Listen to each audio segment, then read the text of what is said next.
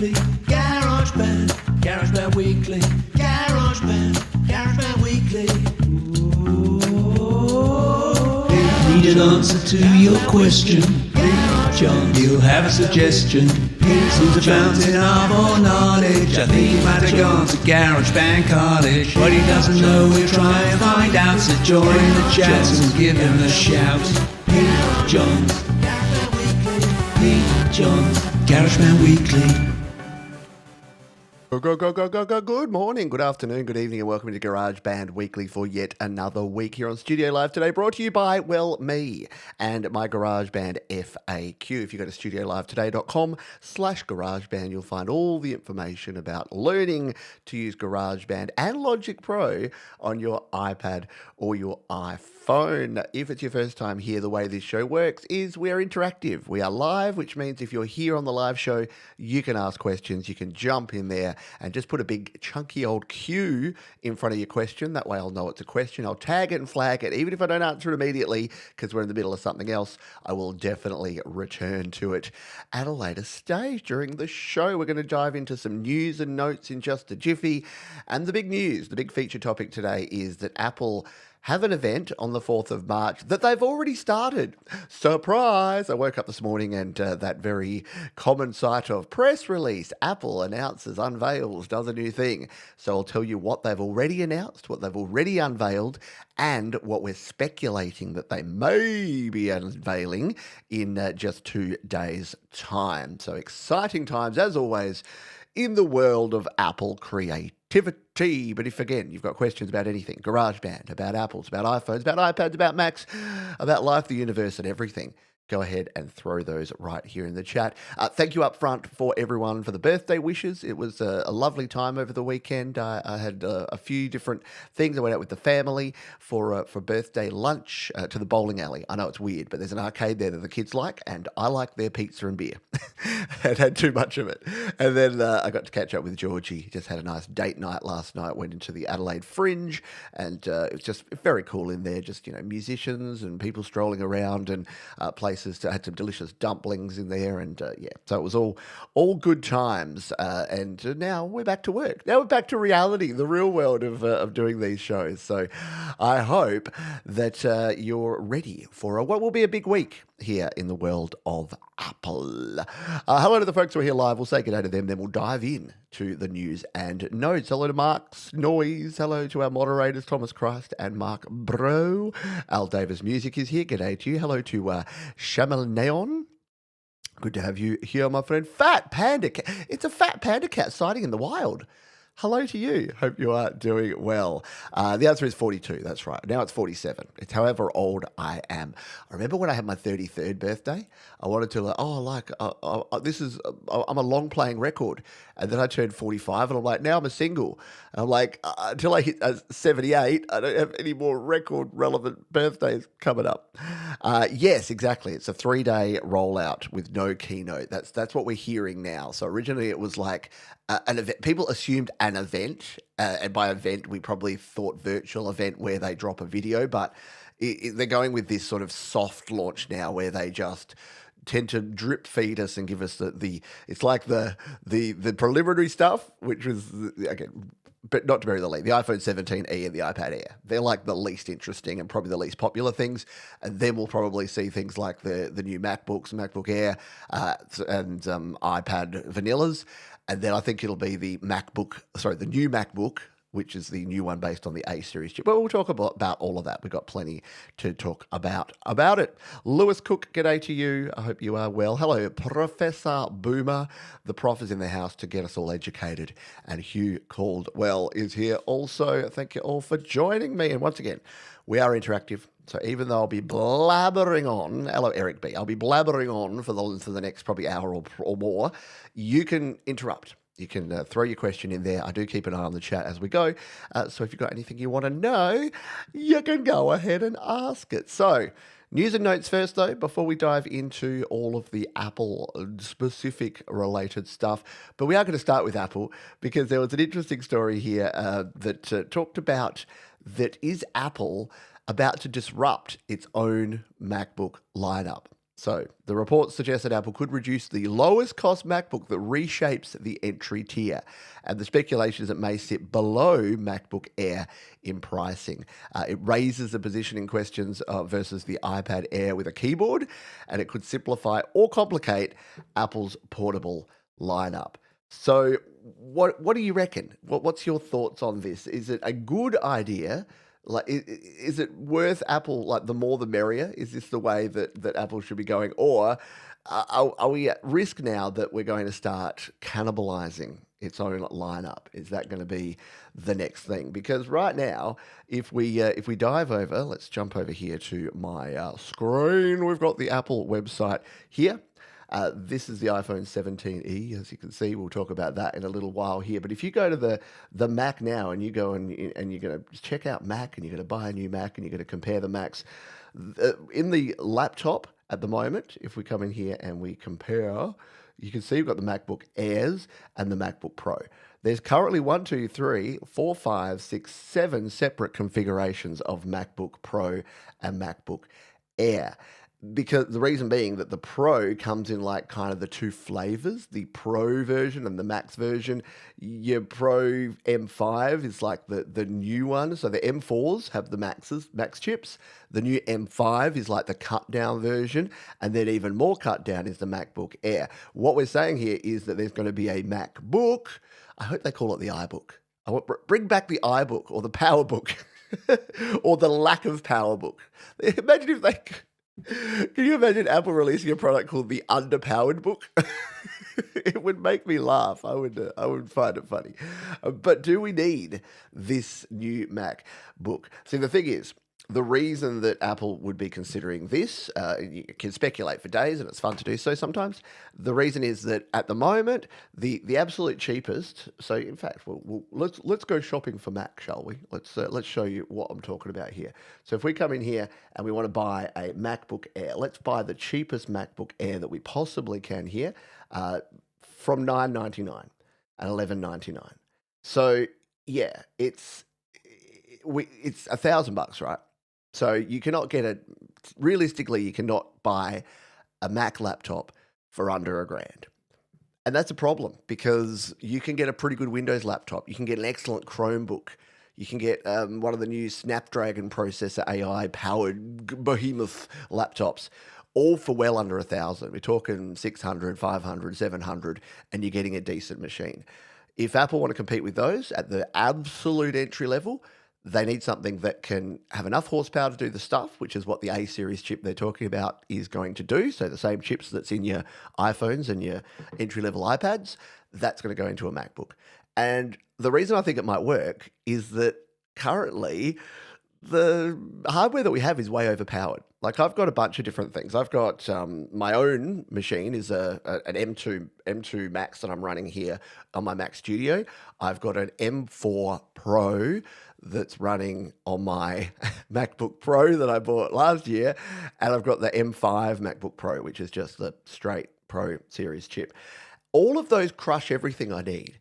In fact, I would argue that if it wasn't for the lack of RAM and hard drive, my M1 Mac Mini, the very first released M series silicon chip Mac, would be fine. Definitely fine for GarageBand and live streaming and all the things I do here, and pretty good for Logic. You remember when the M1 Max came out and people were like running Logic Pro and putting like 100 plugins on, and it was just eating it up.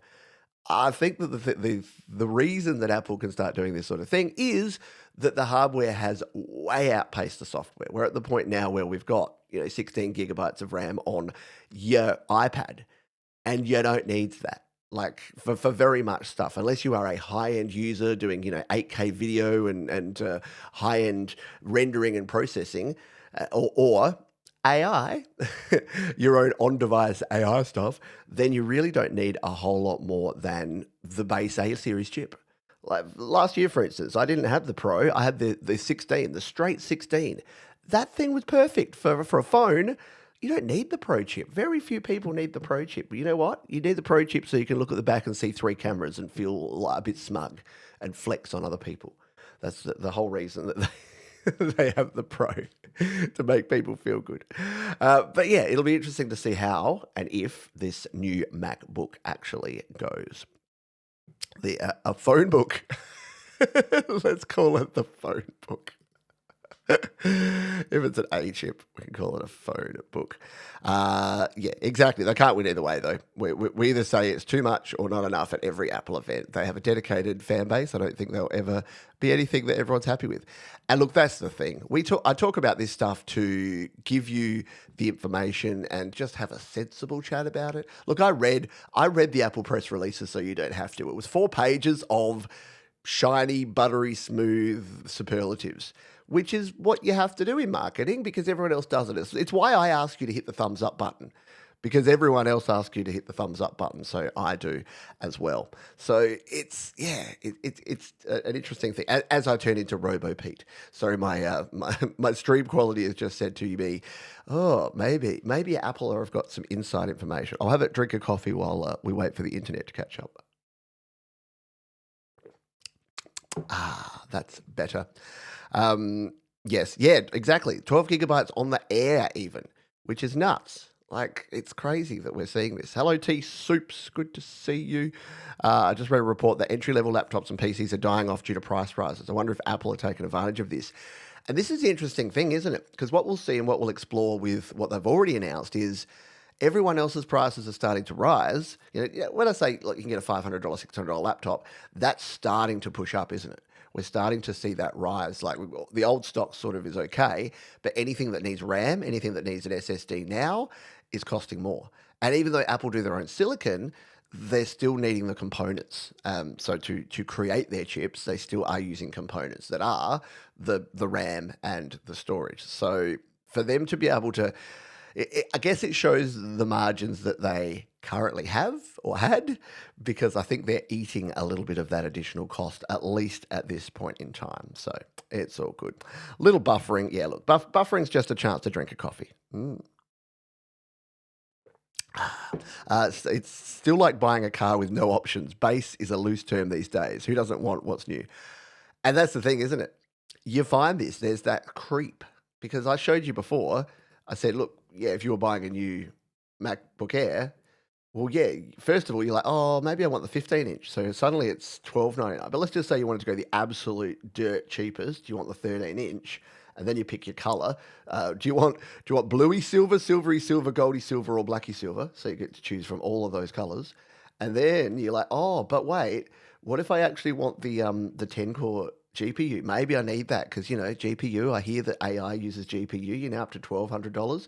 And then you come on down here and you're like, oh, 16 gig of RAM. Oh, doesn't AI use a lot of RAM? Or I better go to at least 24 gig of RAM.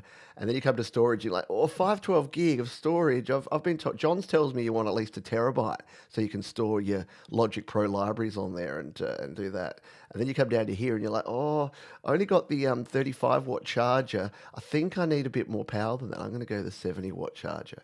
And then you could quickly see, I mean, you wouldn't get Final Cut Pro or Logic Pro. You might if you didn't already have it. But you can quickly see how your $1,000 laptop is now $1,600. Because as you say, who wants the base model, right?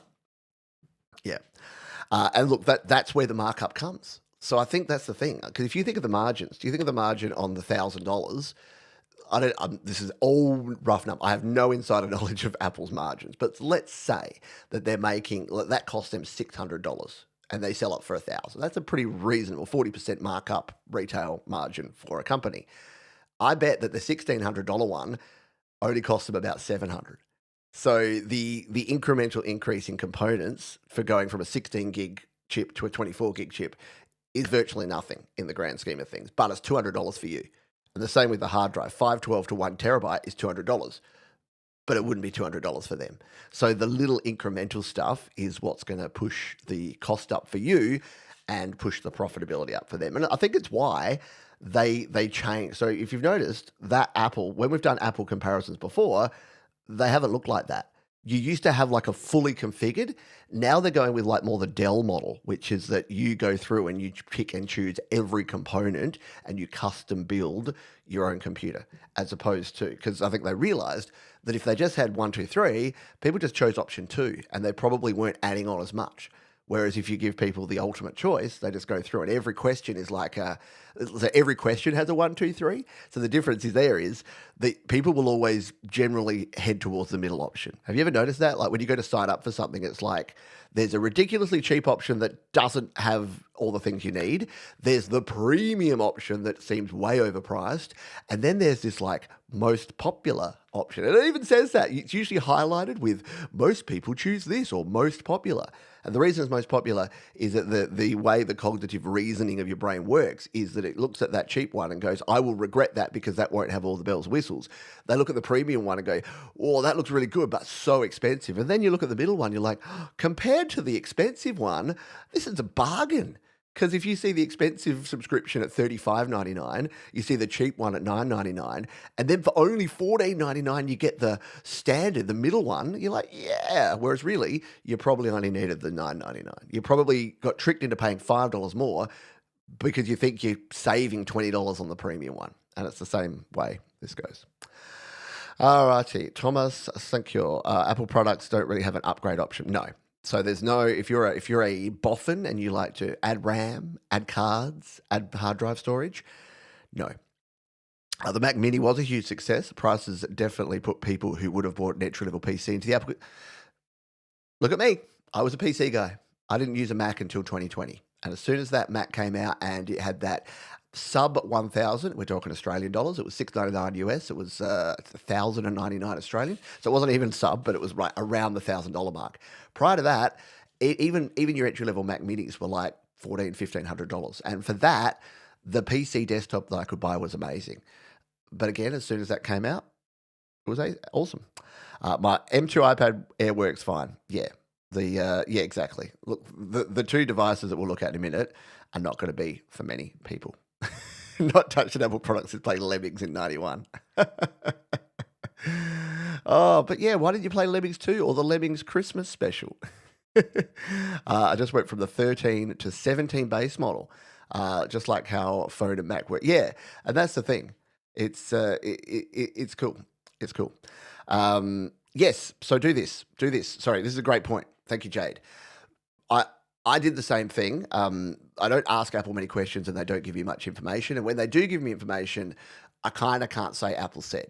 So Apple didn't say this to me. But what I've worked out through experience and from talking to others is that if you go onto Apple Creator Studio and you're on the yearly plan for Logic Pro for iPad, if you contact Apple support and say, I had 6 months left, but I've already paid for it. Can I have my $30 refund, please?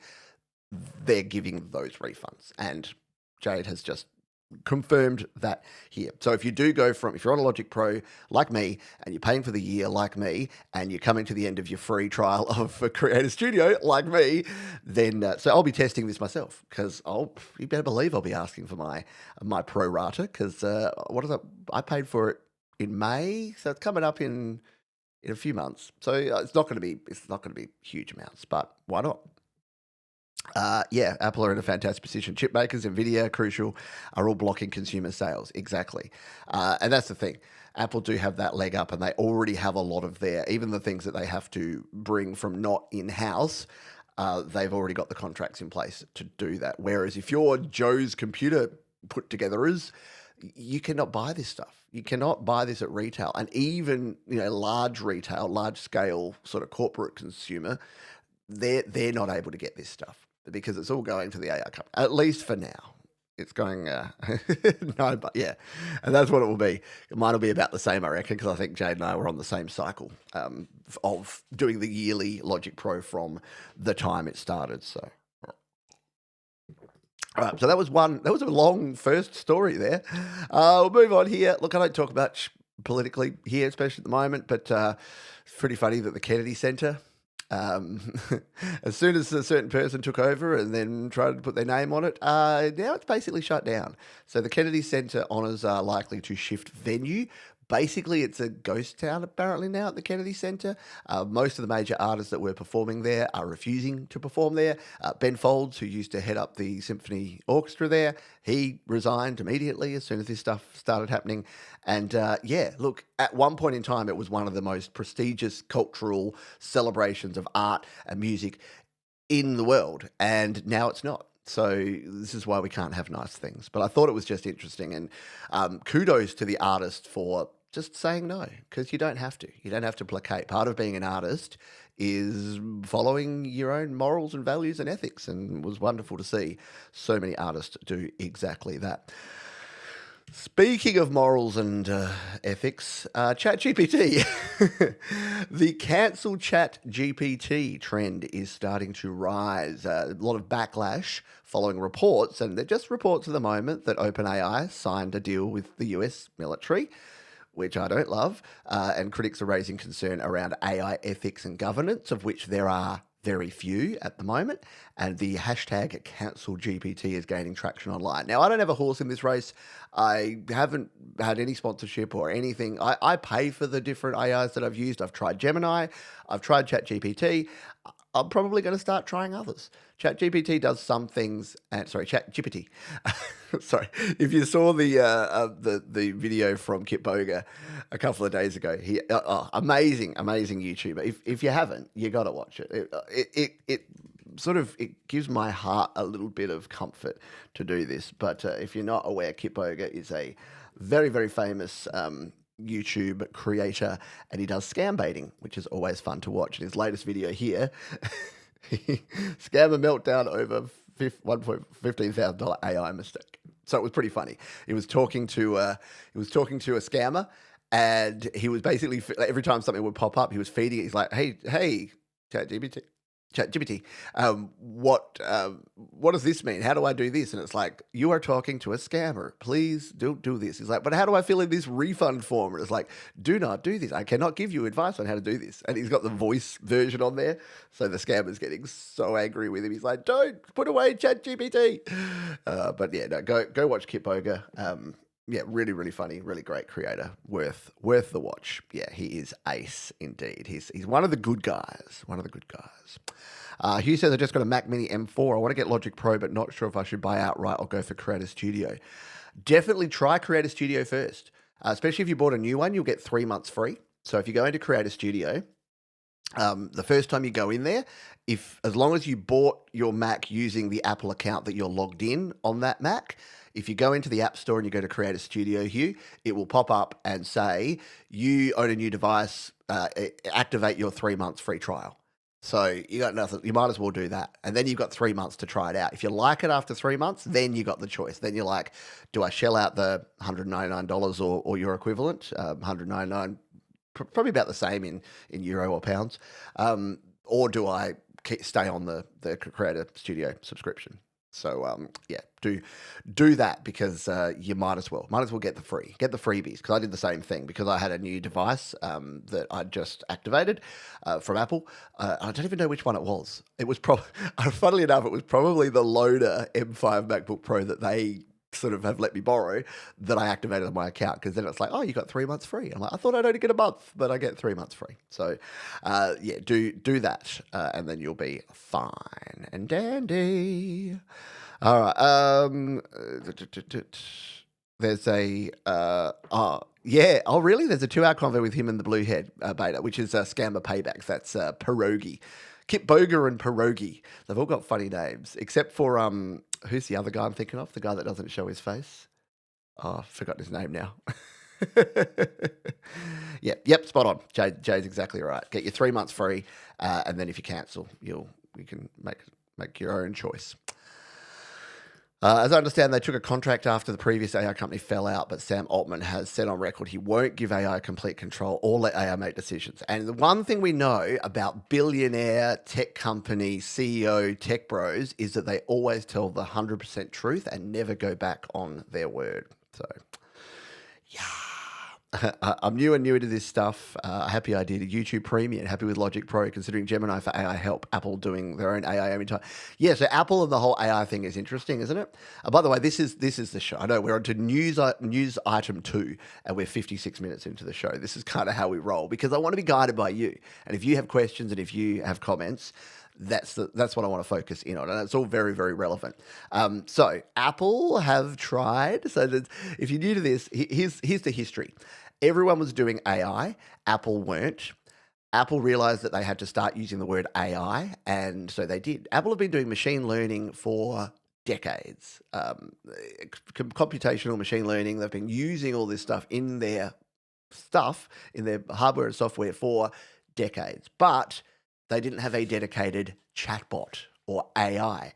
So they announced Apple Intelligence. And the reason I say announced and not launched is they announced it and then did nothing with it for about a year. And then when they did do something with it, it was Genmoji and Image Playground. And what these were very basic cut down versions of AI. And then they did message summaries, which is that one where it kind of didn't understand the assignment, because say you had like a Ring doorbell and you got like 5 notifications saying someone's at your door, it would summarize that and say, there are 5 people at your door right now. And you're suddenly like, whoa, what's going on? Why are there 5 people about to knock down my door? So the short version there is that Apple came out of the blocks because they thought they had to. This is my interpretation and a lot of people's. They thought they had to be a part of this player. And then they've kind of just taken a gentle nudge back. And their messaging now is, our hardware is the best for AI, not that our AI is the best. And they're focusing in on the little sort of quality of life things they can do, because what they do have access, their big advantage is they're trusted, they're secure, they've got their private cloud compute, and they've got a lot of on-device power. So what they're saying is, for the simple task that you need access to your data, you don't want that going out to a ChatGPT or a Gemini, we'll do all that for you on device. And then, yeah, if you've used the S word lately, you ask them and they're like, would you like me to use ChatGPT for that? I'm like, yes, just default to that, please. The answer that it gives is never right. It always has to go out to another AI. So there you go. All right. Jim Browning, thank you. Yeah, I'm like, the other guys will have funny names, Kip Boger and Pierogi, and then Jim Browning. But Jim Browning is awesome. I had my Mac repaired a few years back. They replaced my working DVD drive with a faulty one and changed the graphic card for the previous model. Ever since, doors are sluggish and crash frequently. That is rough. Sounds like you might be in the market, Al, for a new Mac. Maybe a Mac Mini, because then it has no graphics card. It can't be changed.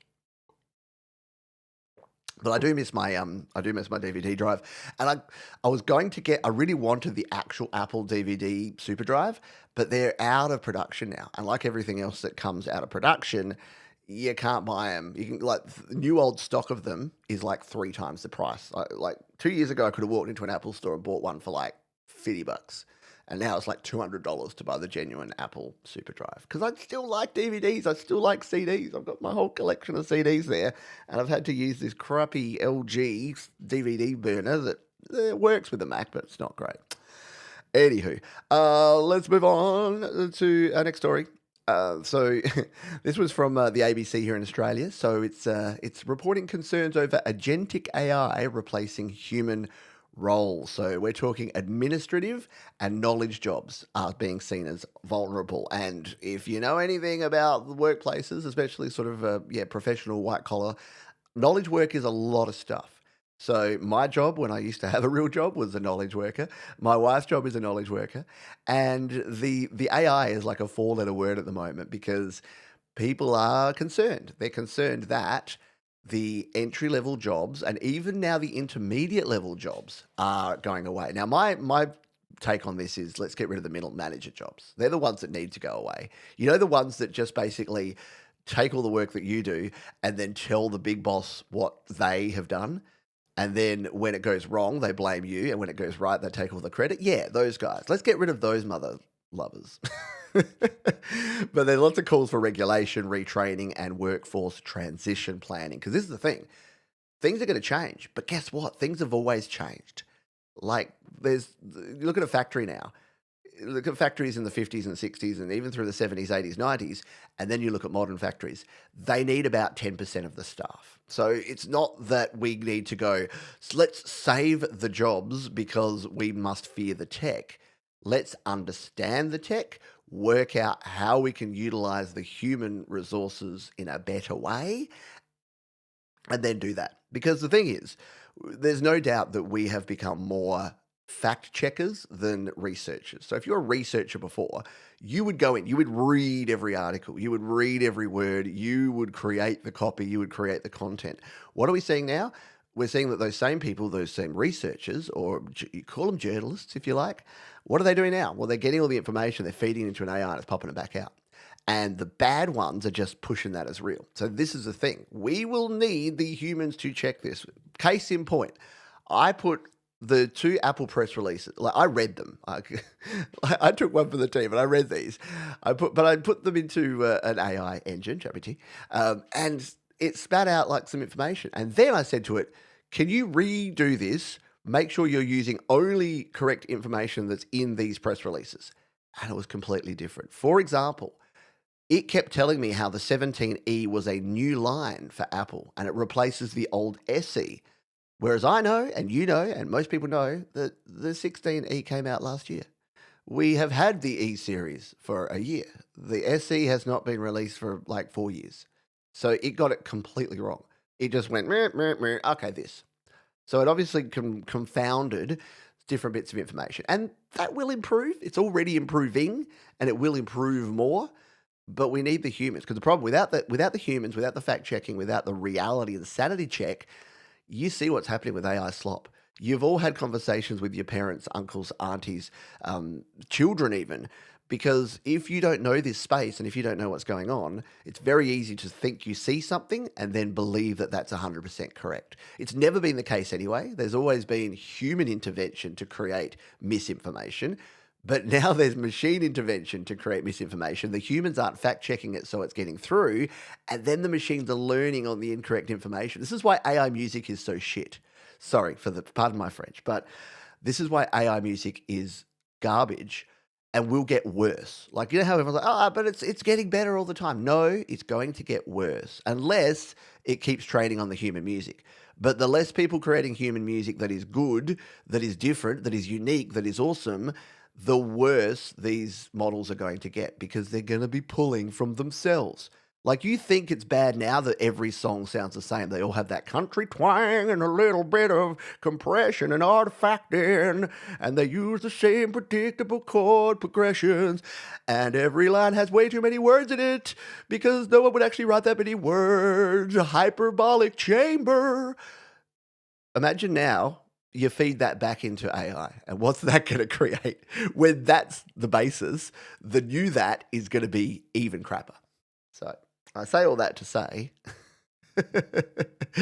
yeah, sorry. As soon as I said that, like, pardon my French, I'm like, we've got French speaking folks here. That's it's a very old 80s term. It was Ferris Bueller's Day Off. He was like, pardon my French, but then he's an asshole. Yeah.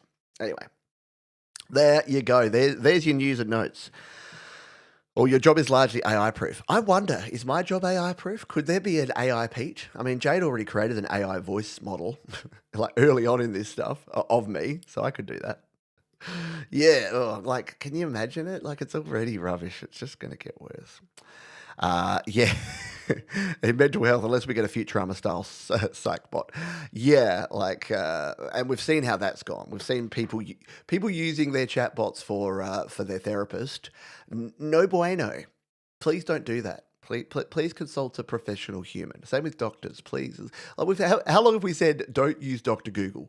Don't use WebMD to work out your symptoms, because it's either going to say you're fine and then you're not going to get the help you need, or it's going to say you're about to expire the next day. So either one is going to be wrong.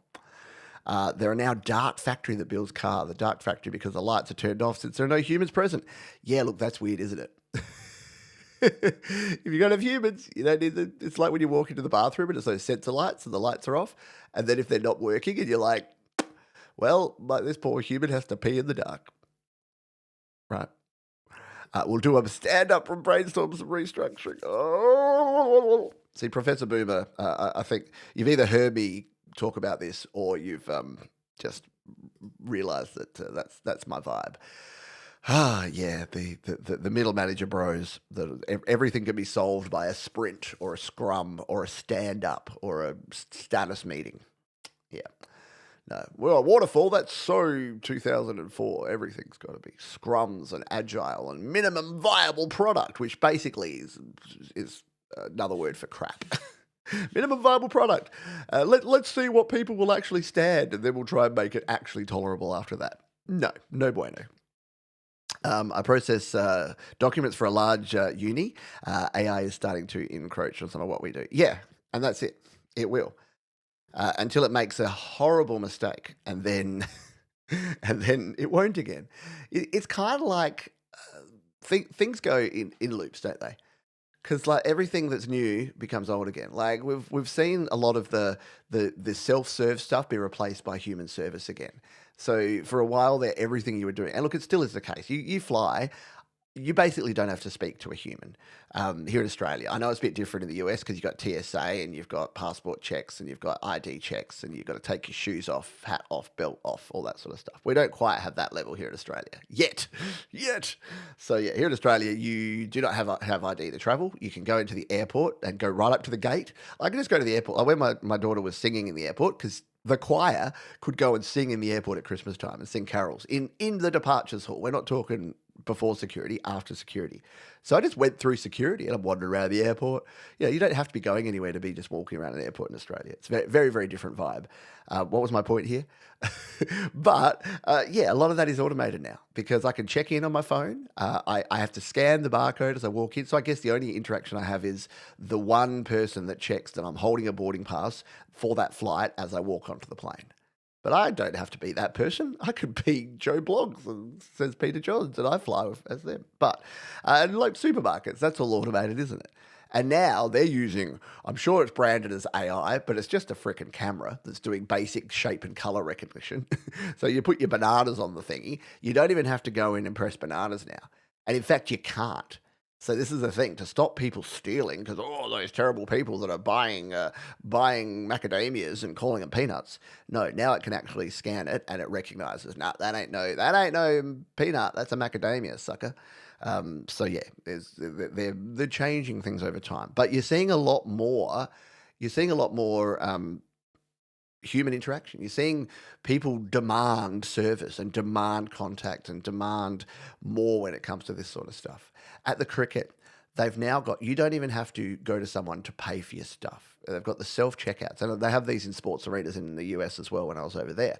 You just get your stuff, you put it down, it recognizes it, probably using AI technology, and it works out, you've got the packet of chips and the hot dog, and it charges you for it, you tap your phone, and then you walk away. The Amazon stores that failed because they weren't working. It turned out this wasn't actually technology, but they were like land-based Amazon stores where people would just go, you grab the stuff, and then you just walk out, and it just charges you via your Amazon account, your credit card. But it turned out that wasn't actually amazing technology. That was a minimum viable product test where they had people in a call center in a developing country that were literally watching you on a camera and like tagging the items and putting them in your cart and then checking you out. So it was, don't look at the man behind the curtain. That's the thing. Well, yeah, that's the thing. You need to teach your children critical thinking. Question everything. Exactly. My kids are little pains in the butt because I tell them, I say, don't take anything on face value. And it's got to start early, but we won't get everything right. We won't. I can't remember who I was watching, Venus Theory, but apparently Spotify went from 3,000 AI submissions a day to 150,000. Yeah, the price is going up. Price is going up and the quality is going down. Sounds like Netflix, doesn't it? Sounds like Disney Plus. Sounds like Paramount. Sounds like HBO Max. Sounds like everything we're doing. Every subscription for every music, every music service, every other service. My YouTube Premium, my family plan, used to cost me $17.99 per month. It now costs me $42.99. That is over 100% increase. That is ridiculous. I don't get anything more from that though. I don't. In fact, I get less because you know what YouTube feeds me a lot these days? Those BS 15 things you didn't know about things, with AI voiceover and AI generated slideshow thing. And the people that are watching it, people are eating this stuff up. And I don't know what's wrong. What's wrong with me that I think that this is garbage? I'm not alone. And I know I'm not alone in this area because a lot of other people think the same thing. But why are so many people accepting such low standards and quality? In 2026, we should have better quality. Things should be getting better, not worse. They should be more curated and more authentic and more artisan. But they're not. They're becoming more generic and they're becoming crappier. All right. Yeah, you can't hardly look at an airport here in the States if you don't have a boarding pass. Yeah, and an ID that matches that boarding pass. We found out that the hard way. Like we'd have to, all four of us would have, you had to have your boarding pass and your passports, and you'd have to hand it over, and the person would look at you and look at the passport and look at you. Oh, okay. If you say that's who you are, I guess I'll let you through. And that was not even the security. That was the dude at the front of the security to get you into the security. And apparently now, a lot of airports are moving towards you can't even come in the building. Like, you know, the hall you come into to do your check-in and stuff. You need ID, and so you can't come in there at all. So the airport is just purely for passengers now, apparently. But yeah, exactly. We do that. Couldn't do it now. So we still do that. And again, if I only had a brain. Yeah, if you like these sort of shows where we just go off on tangent upon tangent upon tangent, feel free to hit the thumbs up button and help support what we're doing around here. There's someone making money enough to spend the money to spend it across. Yeah, exactly. Exactly. It all comes down to the finger thing. Remember, the finger thing means the money. It actually means the taxes in that context. In the world of The Simpsons, should we look at this new stuff? So here's where we're at the moment. If you're just joining us here, this is GarageBand Weekly, but because it's a big week of Apple announcements, we're focusing in on the new Apple stuff. And I didn't think we'd already have this because we didn't know when the first email, the first press release was going to drop, but we do. We got 2 new items. Let's talk about them now. The first one is a new iPhone. Look at that. Look at that lineup. So the current iPhone lineup is the iPhone 17 Pro, the iPhone Air, the iPhone 17, the iPhone 17e, and the iPhone 16. There are 5 current new models that you can walk into an Apple store and buy, or that you can pre-order or order online right now, which is not exactly the vision that they had. Remember the vision early on? And look, things change. The only thing that doesn't change is that things will change. So things have changed, but do you recall when the iPhone came out, it was the iPhone. And then it was the iPhone 3. And then it was the iPhone 3GS. And then it was the iPhone 4, the iPhone 5, the iPhone 6, the iPhone 7. We could go on like this. The iPhone 8. Oh, wait. No. Let's start adding the Max versions. Oh, let's create a Pro model. Oh, let's make an Air model that has none of the features but is slightly thinner with worse battery life. Oh, let's create an SE model that's basically just 2 iPhones ago's model with SE slapped on it. And keep the home button. Oh no, let's convert that to an E model that's a cut down version of the real one. Where are we? Why are we doing this? Because choice. Because they've worked out they want to be in every market. iPhone originally was that premium status symbol. It was that thing that if you were holding that original first gen iPhone or the iPhone 3 or the iPhone 4, that was your status. You showed that off because you could afford the thousands of dollars that you were having to spend on that iPhone. And then they realized that, hey, there's people that'll actually buy a Pro model or a Max model, like a larger version of this one, for even more money. And then they kind of went, oh, actually, we're not targeting the entry level market, so we need something for them. So that's where the SE came. And now they're doing the same with the 17e. So this is where we are. This is where we are. The four quadrants. Yes, I know. He would have totally slapped that product down big time. But let's have a look at the 17e, shall we? Feature stacked and value packed, and it comes in colors. All the colors of the bow, man. But there's your headline. That's your headline right there. It's $599. $599. And it's 256 gigabytes of space because it kind of needs that. because if you're doing AI, you're doing photos, you're doing camera stuff, you need that. So what do we got? We got the latest durable ceramic shield. Yeah, you know what? Everyone likes that. You've got the long battery life, fast charging. So this is a good thing. The previous one didn't have MagSafe. The previous E model didn't have MagSafe. So you could wireless charge, but only on Qi 1. So now you've got MagSafe and Qi 2 charging. It just means that you can charge faster and more efficiently with wireless charging, but it still has USB-C for charging. It's got the A19 chip in it, so not the Pro chip, but the A19 chip from the previous iPhone 16 model. And there's some pictures that you can do there. Say hello to a goodbye. So yeah, they're very, very much pushing the value. So they've got the A19, it's got the single camera there with the 48 megapixel fusion camera and USB-C MagSafe and starting at 256 gigabytes. So that's actually pretty good. Credit where it's due. Doesn't have dynamic island, it's still got the notch. So if that's one thing that you're looking for, you want the island, but still pretty good. The ceramic shield is important if, like me, you have children that, because this is where this is going to be. This is probably be my child's next phone. I've got one that's one actually has a 16, so she doesn't need a new one anytime soon. The other one's on an iPhone 11. If I buy her a new phone, it will be this, because 256 gig, all the things she needs, none of the stuff she doesn't. So this is the perfect. Or I was going to go on Android, but now that I can get a decent phone from Apple for $599, I'll buy my mother/child/spouse this, because I know what it does. It's the cut down version of the one that I like to use, and I can do all the tech support because it's going to run all the same stuff. iOS 26, all the same features that you have on all your other phones. So performance and battery life, they always show games. Has anyone ever played a game like that, like an action game? They always show it on the iPhone. I do a lot of things, and I'm actually like my games. But if I play a game on my phone, it's a casual game. I've got it like this. I don't want driving. No. And you can watch football. I know. That's football. Look, the man just kicked a goal in the football game. I hope he didn't hurt his foot on the puck. Now, this is an interesting thing. It's got the A19, which means, but it's also got the C1X modem. So this is where they're not using Qualcomm anymore. They're using their own silicon for the modem as well. And the modem, if you think, modem, no, this is the wireless modem. So the cellular and the wireless connection is all now done with that.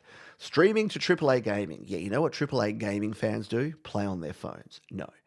And this is funny. Compare with. This is what they're doing. And funnily enough, the first compare with that they have here is the iPhone 11, because that's the one that a lot of people would have. This is an update for people. This is an update for people that have the iPhone 15 or 16 or 17.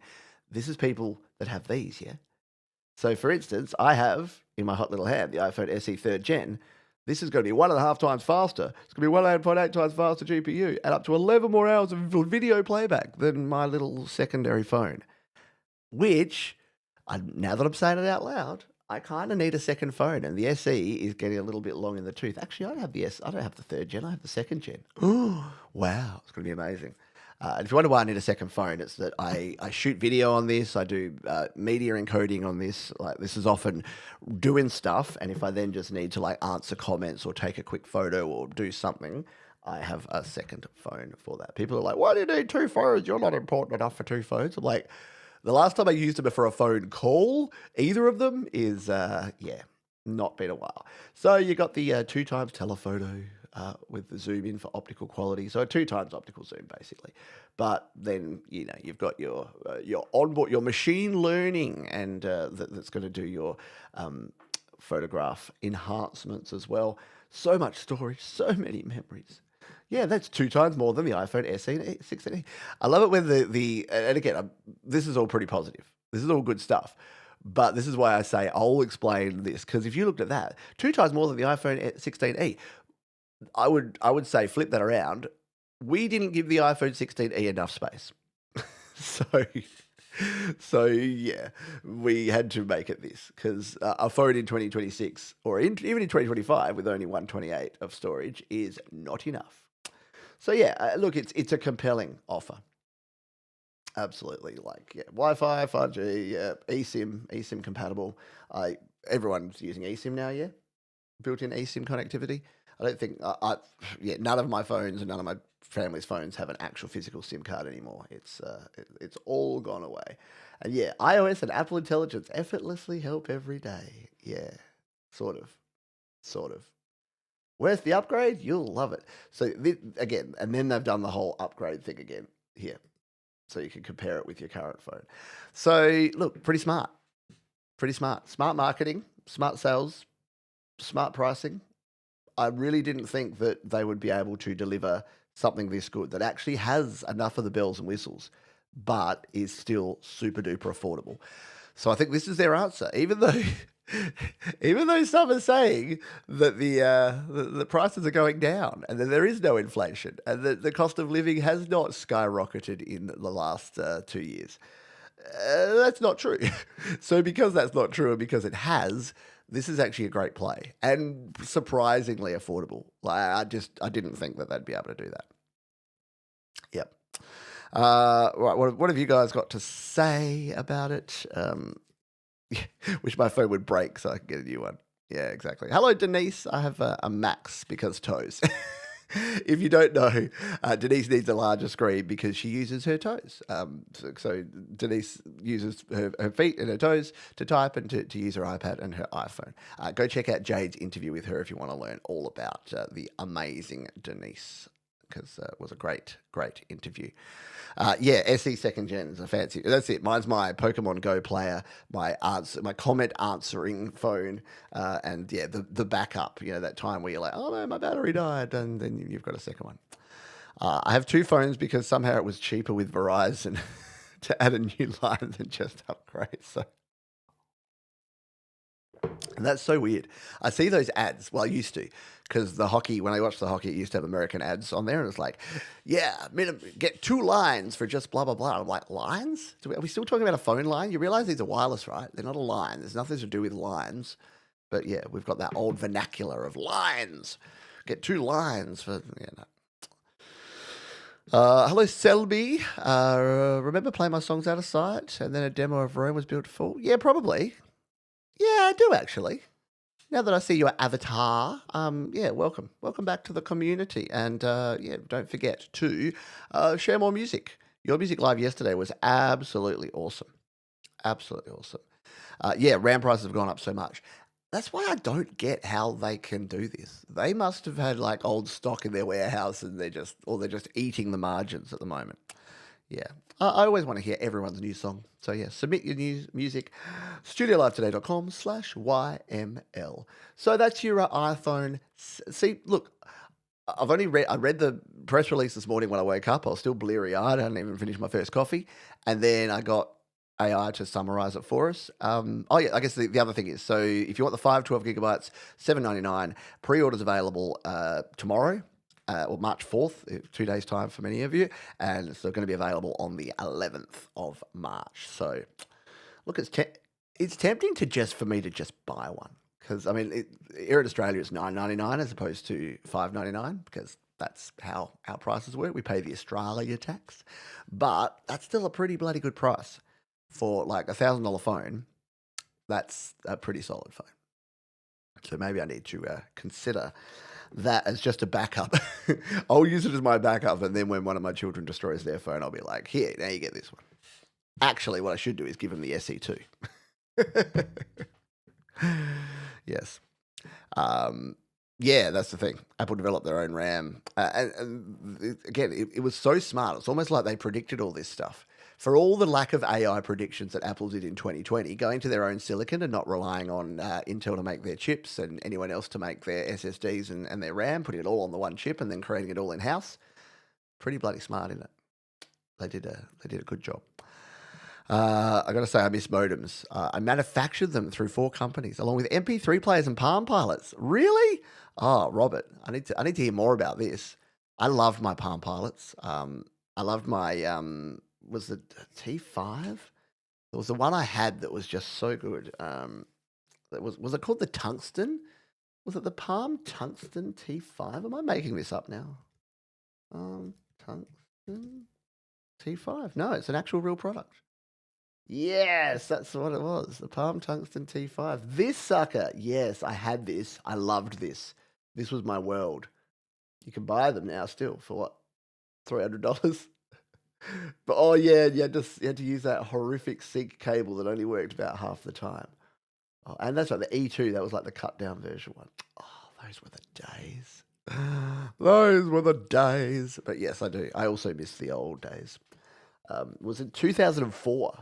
It was a business-focused PDA with a 3.7-inch 320 by 480 TFT screen, a 416 megahertz Intel processor, and 256 megabytes of non-volatile flash memory. Runs Palm OS 5.4, has Bluetooth.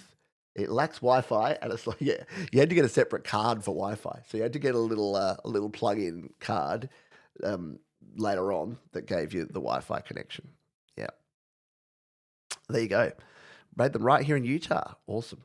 Oh, Haze. Who remembers the Haze? Sorry, we did nostalgia the other day. Maybe I need to do a tech nostalgia as opposed to a music nostalgia. Maybe I'll do that as a separate thing. I do have my actually, you know what we should do? We should reinvoke the Studio Live Yesterday YouTube channel and just talk about old tech. I could talk about Q modem and my love and use of Q modem for DOS for probably an hour. I could talk about Scream Tracker 3 for an hour. I could talk about just the different types of modems, your internals and your externals, and the different speeds. My very first one that was only a 2400 baud. That'd be fun. I can't even find that channel. Why can't I find that channel? I haven't put a video on it for about 4 years. That's probably why. It's not even showing up when I search it. Studio Live Yesterday, Pete Johns. No, cannot find it. Wait, can I switch to it? Oh, I can switch to its account here. We've got 88 subscribers there. There you go. See, now I'm intrigued. Now I want to make sure. I'll see. I'm going to view my channel. There's my channel. Content, no videos. There we go. Oh, look. I'll give you this link. Why are 4-track recorders so cool? That's the video that's on there. US robotics modem. Those were classic. And then you had those like vertical ones, the cool Haze ones that stood up, and it was a fun time. Let's see, Studio Live Yesterday. Here you go subscribe to this. I forgot that it existed, to be very honest. But go and check out Studio Live Yesterday. I've put a link there. There are 3 videos on there at this point in time. And I think it was just like me wanting to have a bit of fun with things. Hello, Solrak. I hope you are doing well. Yes, Dank Pods is awesome. He does some great stuff on old CD, old MP3 players, and little nuggets, the old iPods and things. Where were we? You know what we were doing? There was another new device that was released. It was the new iPad Air. Shall we take a look at it? Let's do this. So here's your iPad lineup. A little bit less confusing with your iPad lineup. You've only got the iPad Pro, the iPad Air, the iPad, and the iPad Mini. So you've only got your four tranches of different iPads. So let's dive in and look at the brand new iPad Air. Hello, Dave Bops. Hope you are doing well indeed. Whoosh, here comes the Air again. Now supercharged by M4. And look at that pricing once again. Starting from $599 is a good deal. Weirdly, not bearing the lead here, this starts at $128. Why on earth would this start at 128 when the other starts at 256 of storage? I think that's the case. Oh, that looks terrible. That's supposed to be playing a smooth like image, but there you go. Again, who's gaming? Who's playing like horizontal landscape mode action AAA titles on their iPad? Anyway, take a closer look. Ooh, all the colors. Can we have a bold color, Apple? Why does everything have to be these shades? Why can't we have something that's like bright, like the iPhone Pro? That bright orange was cool. We should have that for everything. So there is your device. Oh, look, they're showing Final Cut, which is cool. I feel bad for LumaFusion. I use LumaFusion on my iPad for video editing, and LumaFusion used to be their choice until they put Final Cut Pro on iPad. And now every time they show something, it's Final Cut Pro that gets it. Oh, all these weird sideways images. So, 2.3 times faster than iPad Air with M1. This is with M4. Why are we comparing it to M1, not to M3? Because it doesn't look as impressive. That's why. So your iPad OS and apps fly right through it all. Look, I've been recommending the iPad Air for the longest time.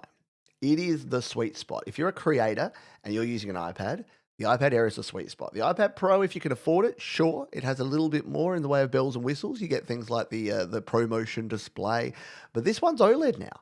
That's the thing. Your iPad Air is OLED display, so it ain't no slouch. It's good. And now that it's got the M4 chip in it, forget about it. Like, it does everything that you want your iPad to do.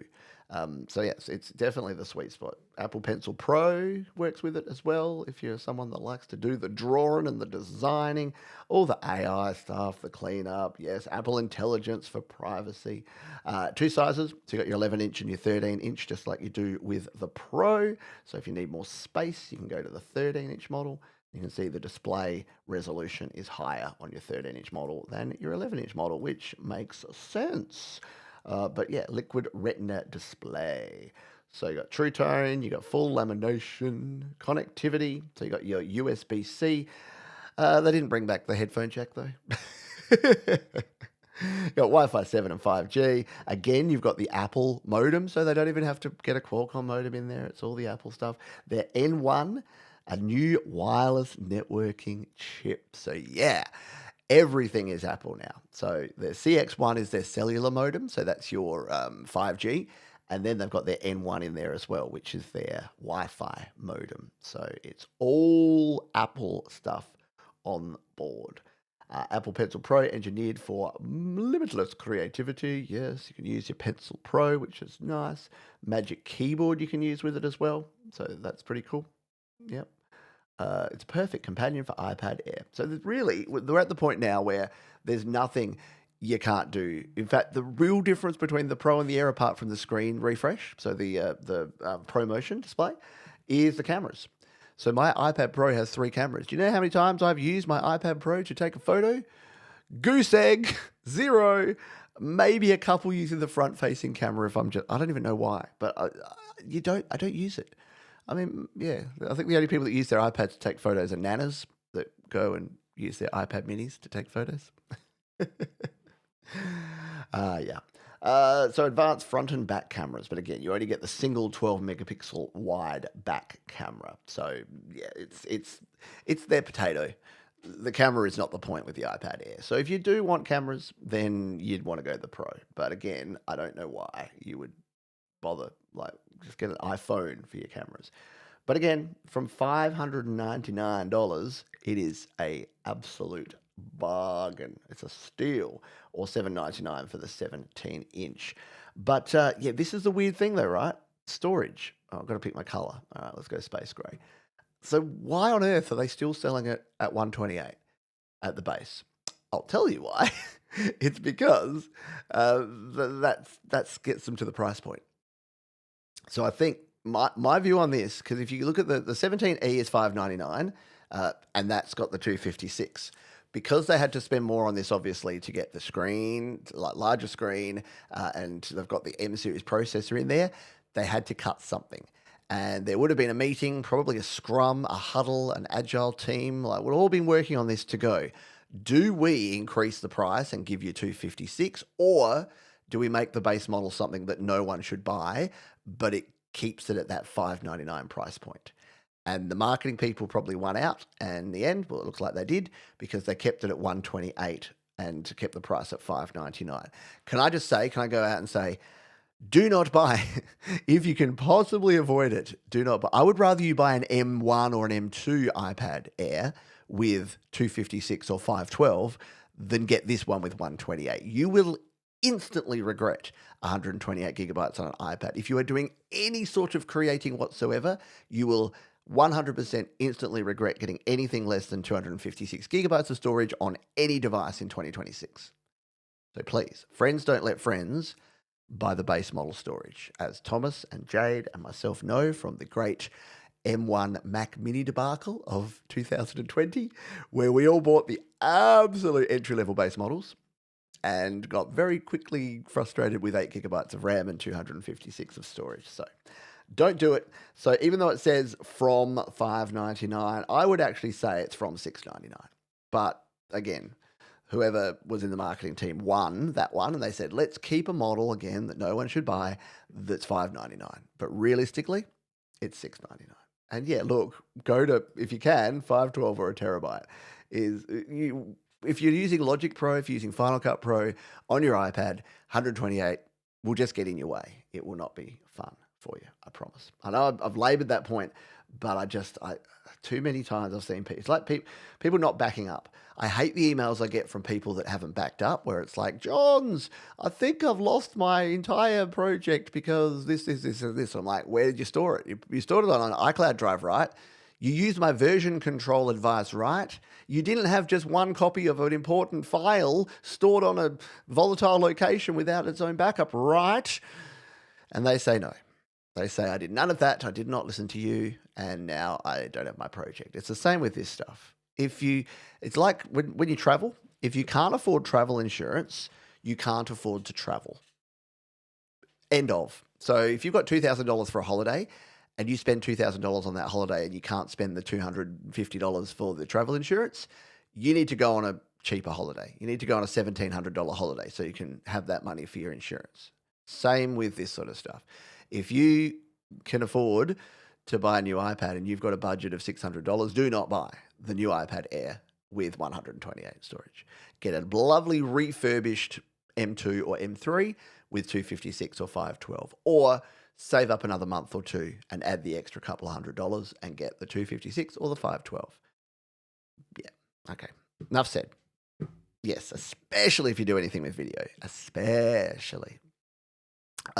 Yes, and it does. It does have 12 gigabytes of RAM up from 8, which is good to see.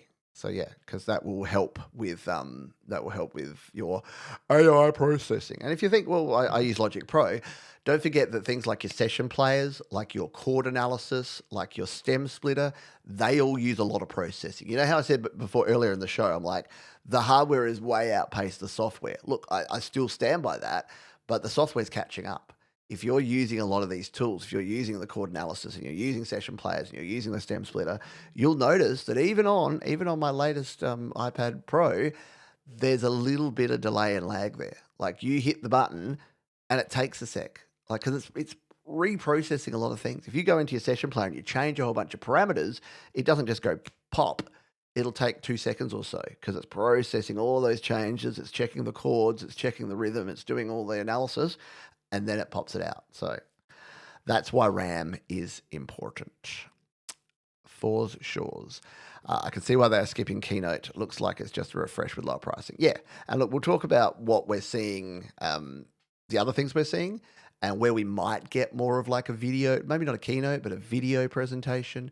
But yeah, they're definitely going with more the in-person. So there's in-person events, by the way. There's in-person events in Shanghai, London, and New York, because they want to get the European market, the UK European market. They want to get the obviously the Chinese, the Asian market, and they want to get the American market and Canadian market, clearly. So they've brought in a bunch of people. I didn't get an invite, must have got lost in the mail, so I didn't get invited to any of those places. They never do stuff here. I reckon if they did something in either Sydney or Melbourne, I probably would get the invite. I'd probably have to get there. But yeah, they're not going to invite me because they think, oh no, there's no way he's getting out to Cupertino or out to New York or whatever. And it is ironic that they're in Los Angeles, like they're in Cupertino, not Los Angeles, they're in Cupertino in California, and they're doing this event in New York. So I don't know what the logic behind that was, but why they didn't just do it at the Apple campus, because that's what they usually do. It'll be interesting. Interesting. Yes, Chroma Verb and Chroma Glow, exactly, are also CPU hogs for sure. That's true. The keynotes were getting pretty stale. Save shift. Oh, yeah. If I see Craig Federighi stand up there and make some weird, lame dad joke and then talk about the buttery smooth this and that, yeah. Hello, Leela. Hope you are doing well there, Leela. We'll dive in just a moment. Will the new Air have... No. So it doesn't have the 16 gig. I think it's only 12 gigabytes of storage all the way up to the 1 terabyte. So if you want the full 16 gigabytes, I think you'll need the iPad Pro. But again, I've only just got there. Can I mix a drum stack track with a drum designer How come I can't freeze a drum track stack? It's a good question. I haven't looked into that in detail. So drum track stack with the drum designer. I don't think so, because the drum designer basically assumes that it's all on the one track. I think as soon as you split out and separate out your drums, you're basically taking ownership.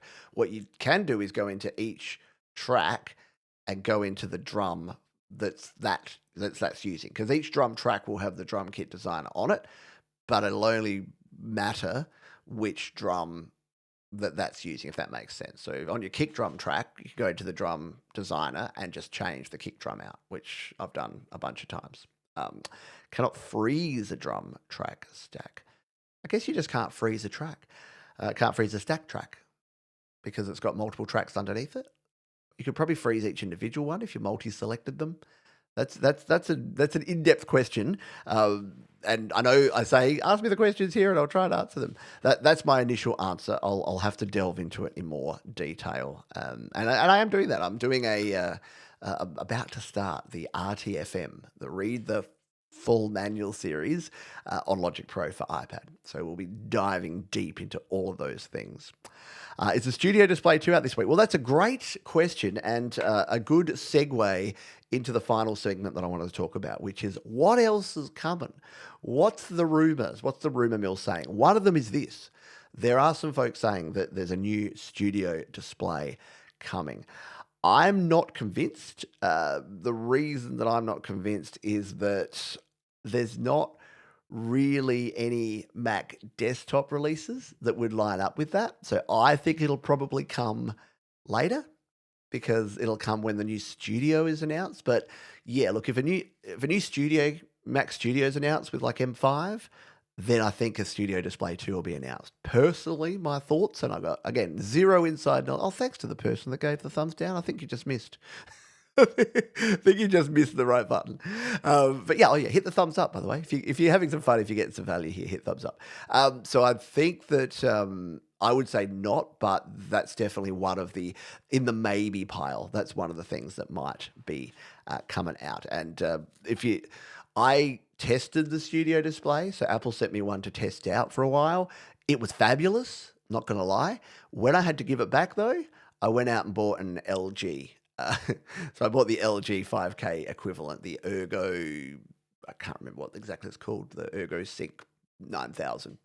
So, but the difference being that here in Australia, the Studio Display was $1,699 for a 32-inch display. I got my 32-inch LG for $699. So about 40% the price, and it's probably 90% the quality. It's not that perfect Apple integration that your Studio Display would be, but it's a pretty bloody good monitor. I have not been disappointed with the LG monitor. But my prediction tomorrow is Home Day, HomePods, Apple TV and such, and new Macs on Wednesday. So yeah, there's also, again, rumors around the home stuff, HomePods and Apple TV getting an upgrade. But maybe. They'll definitely, the Mac's got to be the big one, doesn't it? So the Macs will, which is weird because iPads if they were Pro, iPhones if they were Pro, and apart from that though, I think the Mac, especially because there's so many rumors now about the entry. Like Apple have said nothing of this, by the way. This is all 100% speculation, but there have been so many different rumors about the new MacBook Vanilla, the entry-level MacBook. So, yeah, the other thing is the updated entry-level iPad. So that could be another option that we're going to see. So the current iPad is pretty good.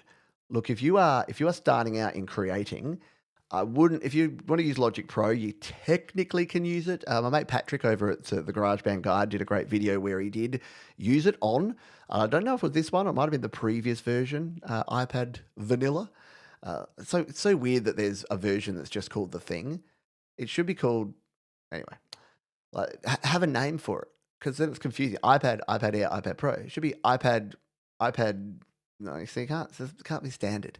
It's like when something's like bronze edition, like the bronze, silver, or gold edition. Who wants bronze? It always sounds bad. But again, if you go this the 128 gigabyte, you kind of want at least the 256. But 449, or if you're really, really, really starting out and you're using maybe just GarageBand, 349 is actually ridiculously good for an iPad. Wasn't it 329 at one stage? Am I making that up? Has that gone up in price? I thought it was 329. Have they snuck the price up on that? iPad E. There you go, Mark. See, Mark solved it. The iPad E. Exactly. The iPad first base. Does that? Oh, they said they should do that. The first base, the double, the triple, and the home run. Oh, can I have an iPad home run, please? Oh no, I can only afford the third base model. Oh man, that's funny. Okay, so yeah, but why did I think it was 321? I wonder, will our friend at Camel be able to answer this question? Because this tracks Amazon, but Amazon usually matches Apple's prices for stuff. I wonder if we can just find the straight vanilla iPad. Apple 11-inch A16 11-inch model. Yeah, look, 329. View at Amazon. Maybe it is just that the. Oh no, I didn't want to view it at Amazon. I wanted to do your thing. Go away. I wanted to do your. Click there. There we go.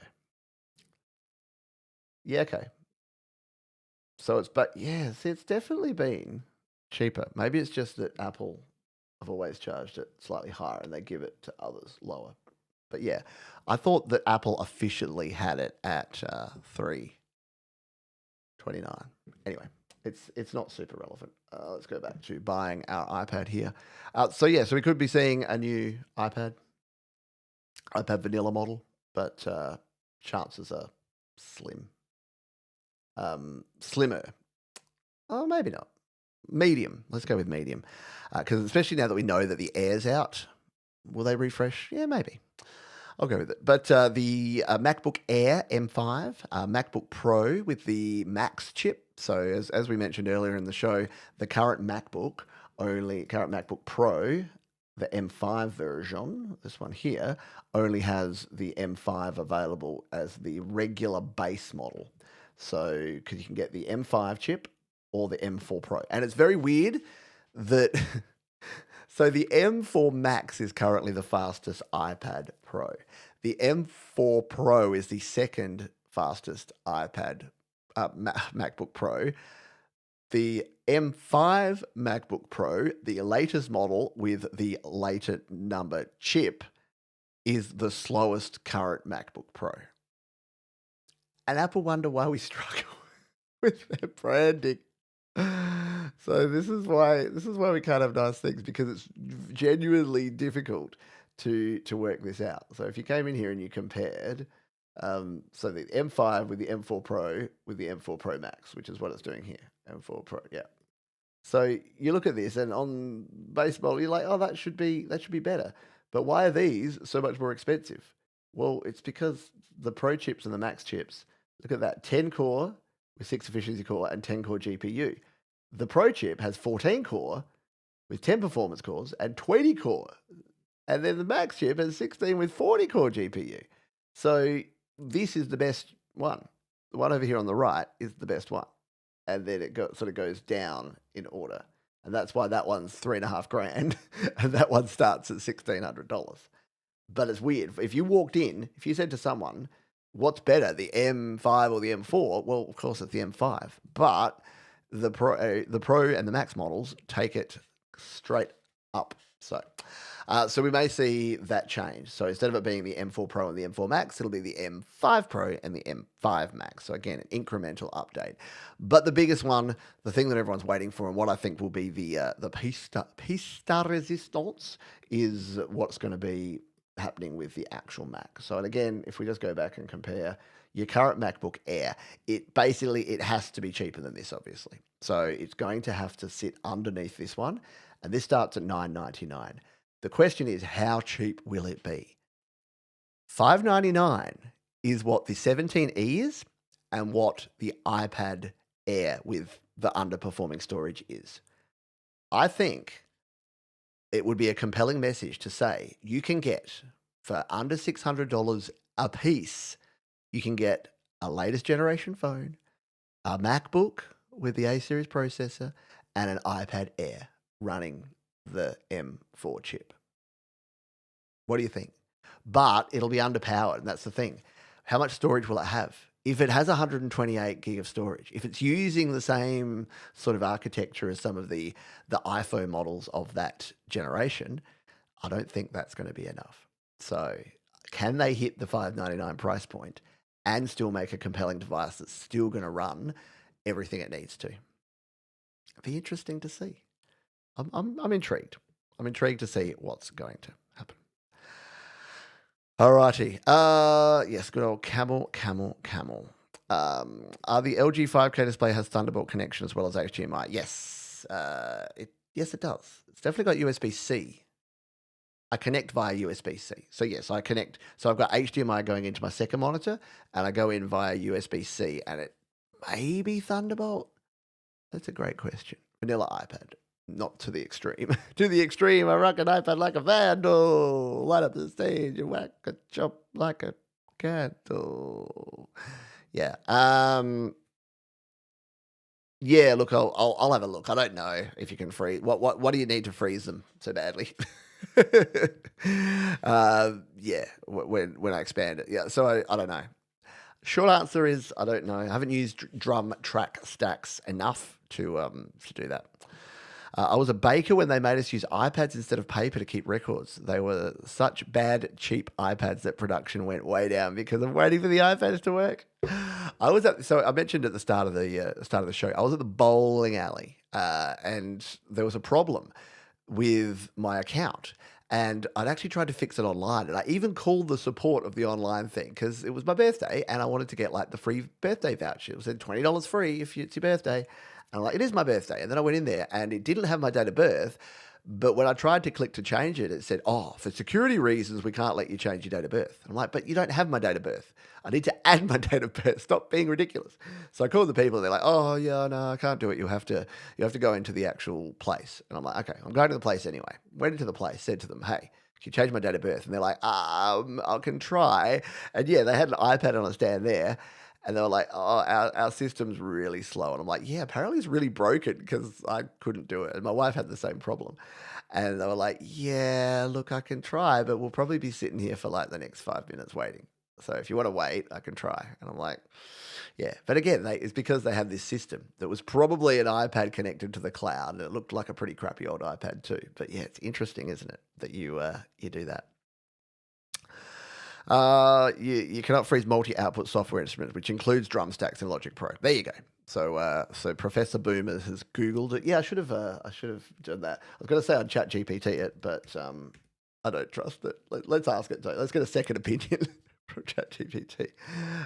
Can you freeze a track stack in Logic Pro for iPad? Welcome to Pete Googles things to get the answer. But there's currently no freeze button for the stack itself, only for individual. However, here's practical workarounds. If it's a summing stack, open the stack, tap each individual track, enable freeze on each track, snowflake icon in the track inspector. So do make sure that you... Oh, look, let's fire it up. Let's fire up a good old Logic Pro.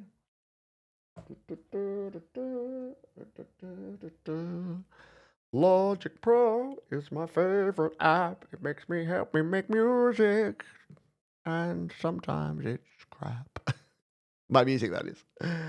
All right, this has a stack. Yeah, so here's me stacks. Here's me summon stacks. So we'll jump out of here. So on your track stack there, yeah, so there's no option to freeze. Now, the freeze button doesn't show up unless you add it, which you have to... Is it track header? Yeah. So here's your steps. If you're not seeing the freeze button, so let's expand the stack. So we will add the freeze button. So first thing, add the freeze button. So tap on the three dots, which is your menu at the top of your main pane. And then if you go to customize track header, you'll need to enable freeze. So it's an extra button there. And then tap off for that. And then you'll have the little snowflake icon. So the order goes, because I think, was it Solrak that asked it? If vision impaired. So the order is going to be your mute, solo, freeze, record, and monitor. So you want to then tap on the snowflake buttons for each individual track in your stack. And once you've done all those, it'll disable the record for your summing stack, because you won't be able to record anymore because they're all frozen. So that will freeze everything in place. But yeah, there is nothing on the actual summing stack itself that shows the freeze. I think you can also freeze in the mixer. Can you? I thought there was a way to do that. If we go into setup here in the mixer, no, maybe you can't. Maybe you can only freeze out in the main track area. I think, can you go into the inspector and freeze as well? Let's see. Because sometimes there's usually more than one way to do this. So flex, general, no, I don't think, maybe it doesn't. Region, no. So it's not one of your track options, not one of your general track options out in the inspector. So it looks like you can only do it using the freeze button. What is it? Under your track settings, if we tap on that one, flatten stack, name, color, icon. No, it looks like the only place you can freeze is actually using the freeze button, and you have to add the you have to know how to add the freeze button first. So 3 dots, customize track header, add freeze, and then tap off, and then tap on the individual freezes. So there you go. We got there. But no way to change the track stack per se. Yeah, hopefully that helps you out. All right. There we go. So yeah, so ChatGPT told me that it said open the stack, tap each individual, enable freeze on each track, snowflake icon in the track inspector, and then play once. I'll play once to render. Yeah. This reduces CPU from software instruments, insert effects, and some routing inside the stack. Or do an alternate version in the project management menu. Save the project, duplicate it, and bounce the audio. You'll still have the MIDI. Yeah, exactly. You can do that too. So you can bounce the audio down. And just use version control, like I always recommend. Always create a duplicate version of your tracks before you start messing about. Alrighty, we are coming towards the end of our show here. We have Mr. Frank Terzo and the Community Pulse coming up next. So as usual, I've failed to get this all set up for you. It's a 2-year anniversary celebration. I think I was asked to do something for that. I didn't realize it was this week already. Oops. All right. So I'll throw a link to that here. So that's the Community Pulse with Frank Terzo, and I'll make sure that we dump you over to that one straight after this show. So let me just go and set that up now. If you have any final questions, comments, or anecdotes, I'll take an anecdote or two. Feel free to throw those right here in the chat right now. M5 Max chips basically like the M7 chips? Not even really. I reckon the M5 Max chips will still be faster than any of the next few generations, because it's basically double. The way that the chips work with your Macs, with the M series, is it's not exactly this, but the best way to kind of understand it is to think that the M4 Pro is basically 2 M4 chips, and the M4 Max is 4 M4 chips. So it kind of gives you double and then quadruple the power with its processing, and its CPU with efficiency cores and as well as processing cores, and then it's the GPU cores as well. So and it's kind of like stacked on top of each other. You can find heaps of videos, like very nerdy videos that tell you all about it. But yeah, that's the crux of it, is that if you're looking for the performance, and it's why, like, I've got the M2 Max, and then there's the Ultra, don't forget, which is basically like 8 of them smooshed together. So the goes regular, Pro, Max, and Ultra. And yes, is it stupid that Max isn't the maximum and Ultra is? Absolutely it is. It's the silliest naming convention I've come across for a long time. But that's kind of the way it works. So yeah, I don't think the base model of everything will not catch up in the short term, if that makes sense. But don't stress too much about it. Just know that, yeah, if you're doing basic computing work and you want to just get stuff done, get the non-Pro. The Pro is a step up from that. The Max is a step up from that, and the Ultra is a step up from that. So yeah, it would probably be M10 before it could compete with an M4 Max or Ultra. And again, that's why my studio here being an M2 Max, it's still probably faster than my M5 MacBook Pro because it's got so many more cores, processing cores and GPU cores. That's kind of the way it works. All right, thank you folks for being here. If you haven't already hit the thumbs up button, please do that. It tells the robots to go off and tell the other robots that we had a fun show here, and maybe they should come and watch it. That's the end of our live shows for this week, but join us again next week. We've already got Your Music Live set up and ready to go. If you've got songs you'd like to submit for YML, go to studiolivetoday.com/YML. You can also subscribe to the channel here. You can leave super chats and super thanks and hype the videos and do all those things. As I mentioned, we will be kicking off the Read the Full Manual for Logic Pro for iPad series. So if you've got questions and you want to learn about that, we can learn along together. The manual itself is over 1,200 pages. So we'll be reading every word of it, but you don't have to. Make me do the hard work. I'll do the hard work for you so you don't have to. All right, that is going to do it for this one. Please, folks, be kind to yourselves this week. Be kind to others. Keep creating. And I'll see you next time right here on GarageBand Weekly. Bye for now.